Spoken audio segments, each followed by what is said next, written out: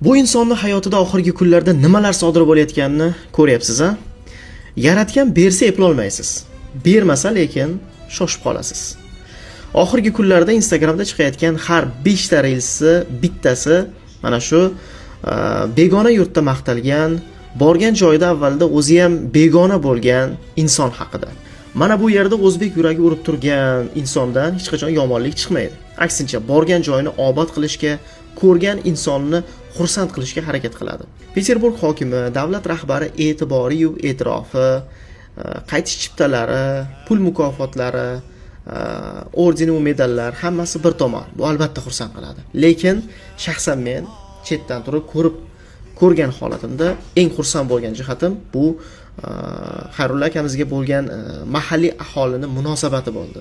Siz ham ko'rgandirsiz videolarni, ular birgalikda ular bilan suratga tushyapti, videolar olishyapti, jurnalistlar kelib ularni so'zga tutyapti, holat qanaqa bo'lganligini tasvirlab bering deyishyapti. Kerak bo'lsa joyida o'zbekcha ham gapiryaptilar, o'zbekchasini o'zlari tushunib olishga harakat qilishyapti.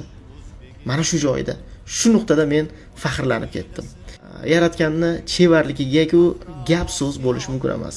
Bitta imtihon orqali bolakayni, uni onasini, Xayrulla akani, uni atrofidagi voqeani guvohi bo'lgan insonlarni, internet orqali ko'rgan, kuzatganlarni, hammasini, Xayrulla akamizni yaqinlarini, hammani bittagina imtihon orqali shundoq sinovdan o'tkazib qo'ydi. Va bu imtihondan zo'r bahoga o'tgan hammani tabriklayman, ayniqsa Xayrulla akani. Shu kichik imtihonni yaxshi bahoga topshirib olganlarga-ku 5 respekt.